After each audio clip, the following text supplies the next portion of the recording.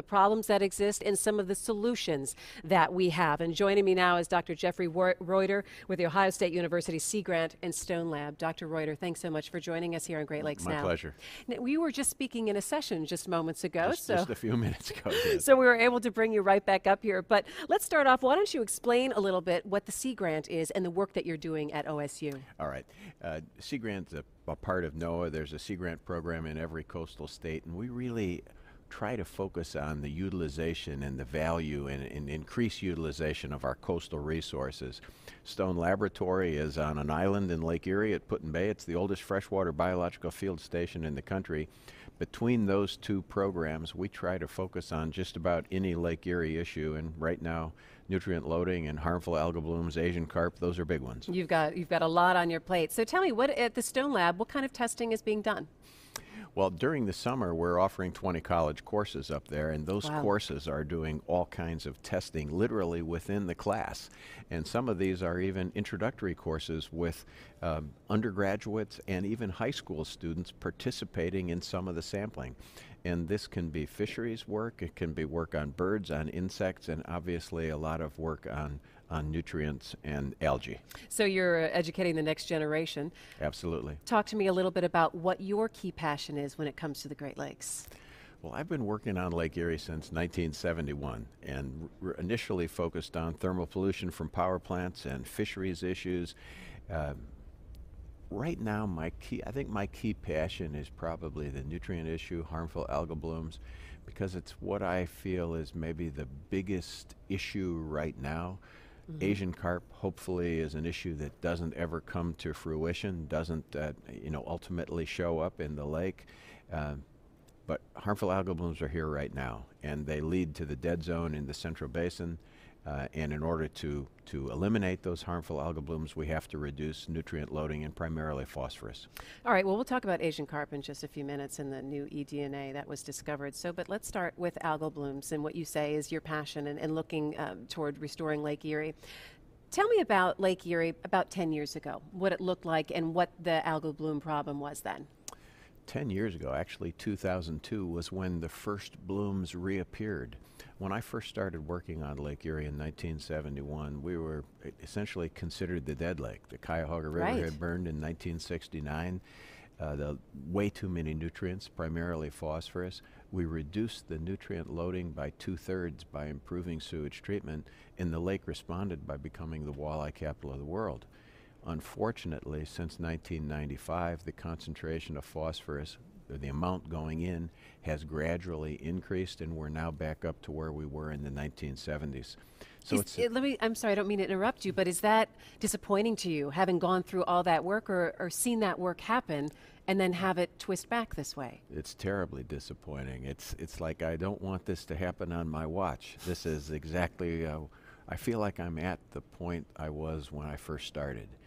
And we know that improving Lake Erie has a huge impact on the economy. When we brought about the rebirth of the lake by reducing the loading, the number of charter fishing businesses went from 34 to over 1,200. The number of coastal businesses along the shoreline went from 207 to over 425. We have right now, primarily on the Canadian side, but also on the U.S. side, the most valuable freshwater commercial fishery in the world is on Lake Erie.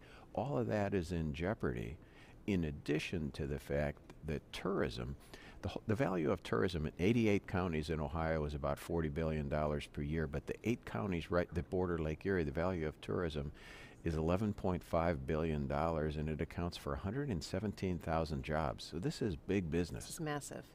And when you have algal blooms on the lake like this, and you have people who can't use it for recreational value, all of a sudden you have a shift.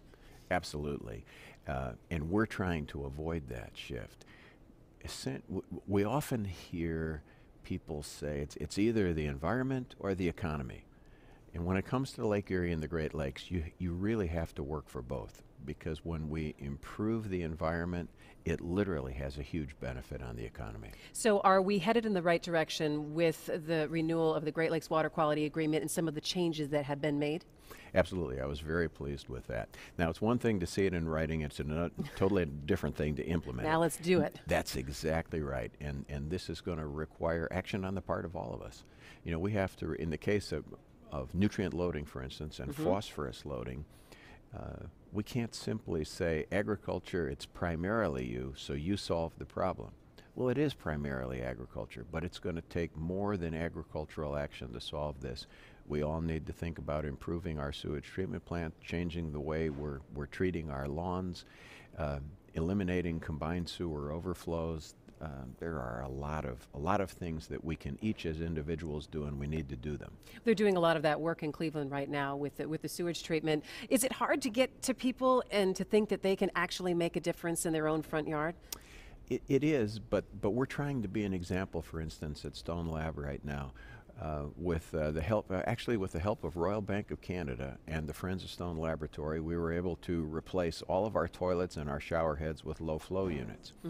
We're all sending less sewage to the sewage treatment plant, making it less likely to have combined sewer overflows. I've put in rain barrels at my own home for the same thing.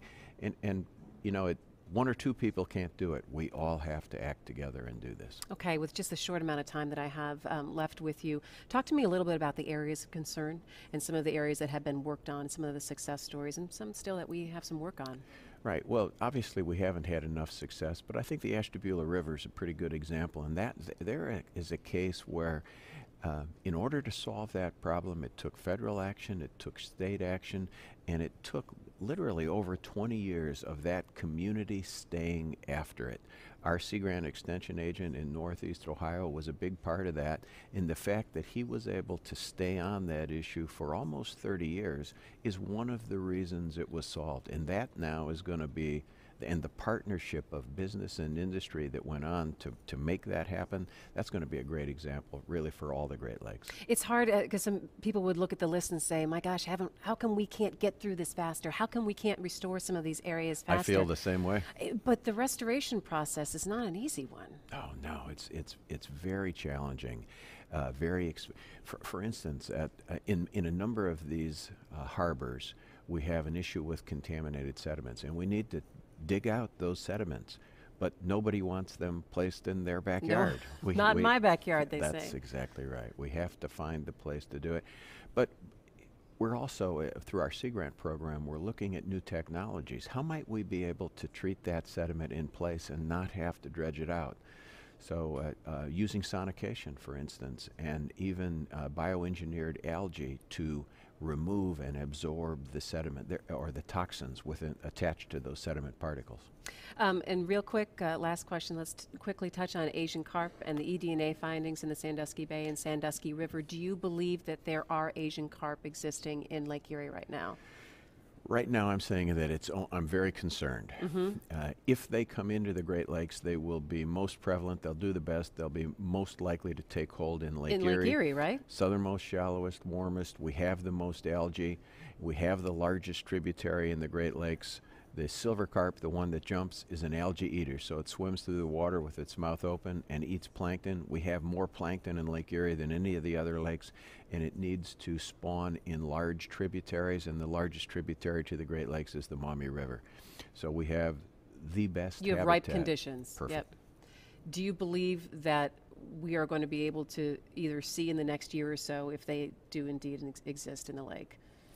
Yes, I do. I think we have enough sampling efforts underway right now that the eDNA that has shown up in Maumee Bay and in Sandusky Bay most recently, hopefully that is fecal material from a bird that had been eating Asian carp someplace. But if it wasn't, if there are actually Asian carp present, I think we will collect them in the next year. All right, Dr. Jeffrey Reutter, thank you so much for joining us on Great Lakes Now. We appreciate it. Thank you.